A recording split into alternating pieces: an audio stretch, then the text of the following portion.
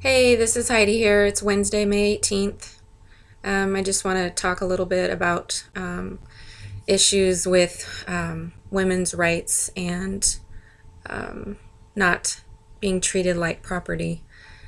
I'm a domestic violence survivor, and I have noticed over the last year, even more than before, that women seem to be treated like property and also abused. And I'm just curious as to why that is. I still question that. I don't like the issue, but I still am curious as to why it's such a problem. I'm sure there's so many reasons why it's an issue, but I just wanted to talk a little bit about that because that's something that I've experienced over the years and something that I struggle with. And I'm sure that a lot of women struggle with this problem. I know for me, and I'm sure for probably a lot of women, we, in our hearts, we want to be rescued. We want to be treated like, a princess or whatever. But for some reason, so many times we find ourselves in situations where we are either physically or mentally abused or treated like property. And for some reason, a lot of us will just put up with that and we'll just stay in an abusive relationship.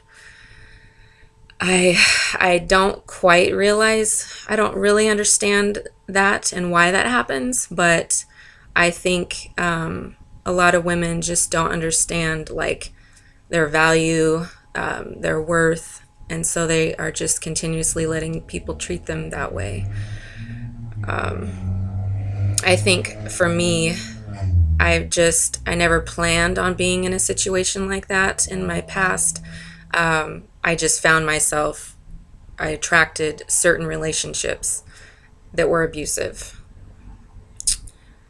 It took me some years to learn that that was not okay. And and so now I'm just bringing it up because it's something that I want to talk about. I think it's a real issue that's not talked about enough. So I'm curious as to what responses I'll get. I'm curious to hear from men's side, their point of view as to why they abuse women. I'm just curious to hear responses and opinions about the issue.